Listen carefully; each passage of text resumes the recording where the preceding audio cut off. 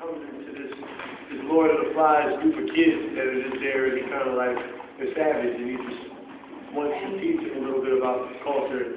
And he wants to turn his back on, but you know, if he doesn't do it, who's going to do it? Can I just jump in too? I don't know if people know that Lorraine, along with all of the other activist work she did a lot of activist work around the nuclear plant and nuclear armament. And so this was one of her ideas that she had come up with that would have been a work had she lived, where would be what would happen if a nuclear bomb had been dropped. And we were the children who were left behind, and this is a person who obviously was an adult who knew of what the world had been like before, and so he was trying to teach us about music and beauty. That specific thing, I thought was really, although you said she preface it, I mean, the preface of it, but you did an excellent job in reference to standing character for that particular teacher.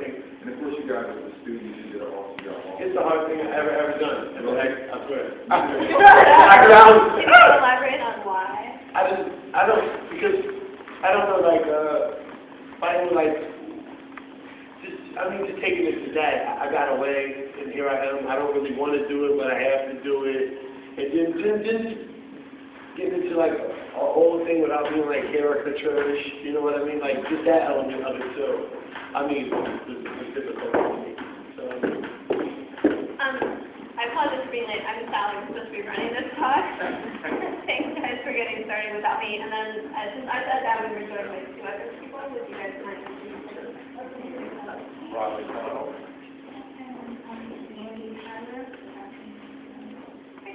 So it looks like we got started by asking some questions from you guys. Does anyone else have questions that they would like answered by the cast? Okay, well, I have a question for you guys, which is, what was the one thing that you think you're going to take away from working on this performance and the rain into the future? For me, I raised my hand.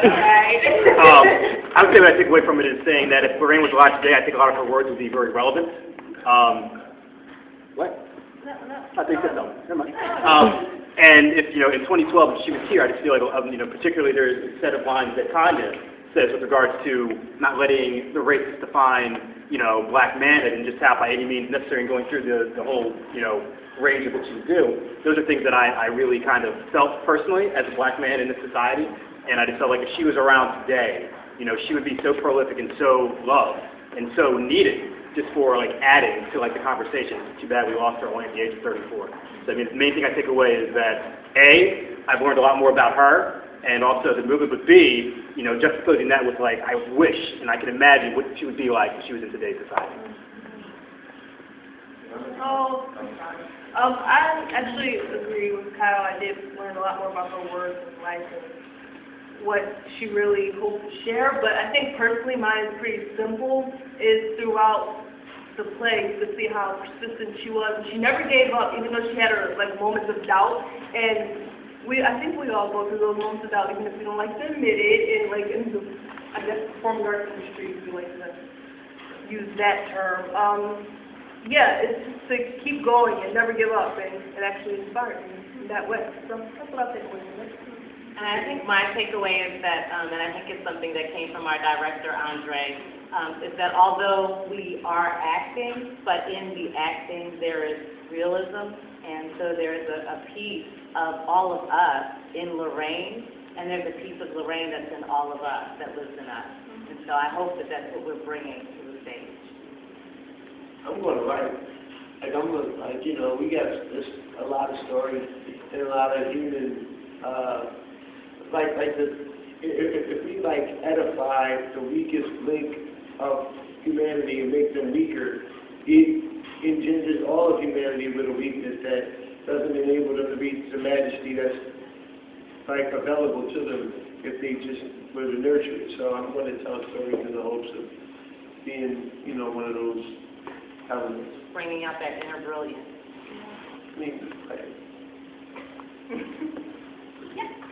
Yes, well, you're quite young, and Bless your heart.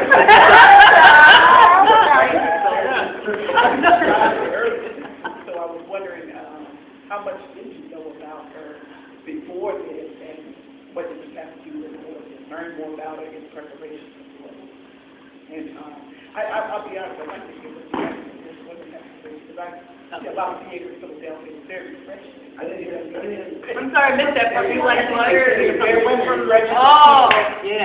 But I see a lot of theater in Philadelphia, community theater, and it's very refreshing to read this African American. So I was just wondering, you know, you all are young, and how did you go about preparing? Or, I mean, maybe you knew about the Lorraine Hansberry. Well, I had heard of Lorraine Hansberry, of course, because I read her in high school, but I hear apparently they don't do that anymore. But I had already read her and read about some of her work and knew her story about her. And so a lot of what she put into, especially the play A Raisin in the Sun, correlates with some pieces of my own story with my parents being from the South and coming here for something better, hopefully, and then hopefully, you know, and then moving into an all-white neighborhood. We were the first Black family to move on that block.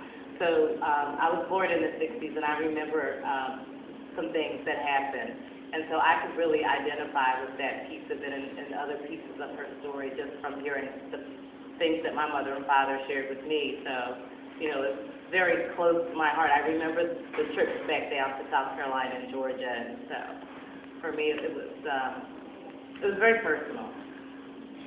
I think for me, just to prepare for all this, you know, I had some knowledge of Lorraine Hansberry before this production, but it was very limited to, you know, I think I did a scene from Raisin in high school, and I had read the play in high school because of that, so I have not read it since, until I got cast in this, and so I had to go back and reread Raisin, as well as some of the other works of hers that I hadn't heard of before, you know, the Simon Sidney Brewster's Window. I had never even heard of that before this play, you know, went back and read some of her stuff. Also, you know, our fabulous drama nerd, she had provided us with like a whole, you know, packet of information about her life, her work, her, you know, her everything. Just tried to look at that as often as possible to get inside her head, because, you know, we all play her at different points in this play. So it was good to go through that and kind of get inside her head, read about her life, but, you know, read about the things that she was going through when she wrote certain things, that, you know, that kind of idea. So that's how I, you know, prepared for it. It was a mixture of just reading about her and then going back and refreshing my memory with the things that she had written. And actually, can I just put something that Andy has probably had a slightly different preparation process as a costume designer. What kinds of things did you look at? Well, during that time, women were separated, like as far as like represented very clearly and fairly, and they were pushed to look a certain way. And when I read about her and her story, and even her plays, she was very active in the women's rights movement, and she wanted the characters in her plays to be represented just as strongly as the men. So when I went to prepare for this, I tried to do that as best as I could and still stay with the time. So that's why they are represented a little bit more strongly and have a men wear undertone as opposed to just very girly. So that was one of the things that I tried to focus on when doing the costume. How many folks out there were familiar with Lorraine Hansberry before coming into the theater today? Okay, and how many of you were familiar with, and keep your hands up if you're familiar, and how many of you were familiar with any of her work other than A Raisin in the Sun? Do you mind me asking which one? It's the Sun. Yeah, which is the only other piece of hers that was, Right. yeah, produced in her lifetime, very sadly. If you all wouldn't mind offering some information to us, I'd love to know what surprised you maybe about her life that you didn't know when you came in, or moments in the play that you're going to take with you when you leave the theater. Not to put you all on the spot. Well, I think it's good to jump here. Really, it's a shame where standardized technical education is now bringing kids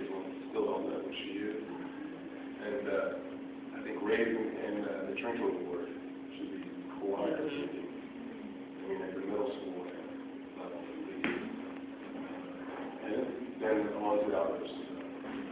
When I first got the acting bug, I walked into my local college theater. That's why I felt moved to come and do this show. The set and the play they were doing was designed to increase the window. And I decided I wanted to be an actor, star at that time. And I was kind of lost, taking classes and credits and not really being able to act in direction. So I just happened to do that because that play was on the stage set. I just walked into the theater, small theater, it was dark, put some light on it, I saw the set there. Saw one a little while later, and then I saw that heck of a play, very, very good. But it's a shame that, how do you define genius? She's only on such a short time, and now she has lived to be 82 years old, 81 years old. I think all the gifts she didn't get to give us.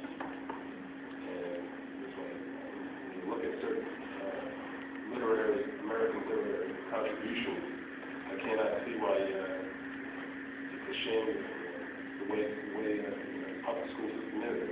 Things like that should be just required reading. That should happen. There wasn't much school. I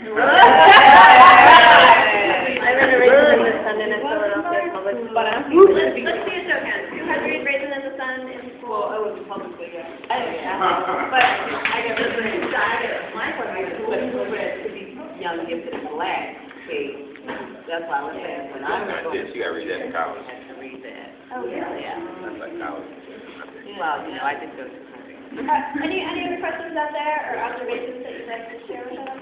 I just have one quick observation. I was chatting with Tanya as we were talking, and I know that for some reason, in this day and age, the entitlement to be young, gifted, and black still throws people off. And I think that we ought not be so, judgmental to think that black, in this sense, only means race, right? I think that it means more than race. I think she's talking about the absence of something. I think she's talking about the ambiguity of life. And so when you think about to be young, right? To be in search, to be able to still learn, to be gifted, right? That we all share multiple intelligences. And thirdly, to be black does not just mean to be African American or Negro, but it means that there's something that is not here that we still have yet to create. So, like, even as you leave the theater today, think about the fact that, no, I didn't go to celebrate Black History Month per se, but I went to learn about the things that I can give this world, right? That's why she says, perfect your gifts, to give it to the world. So I think that, in that sense, it really speaks to me beyond sort of this racial idea, but more like, what do I have to give? That is beyond color, but it's more like, what do I have to offer this world? And so that's the inspiration, the encouragement that I draw from.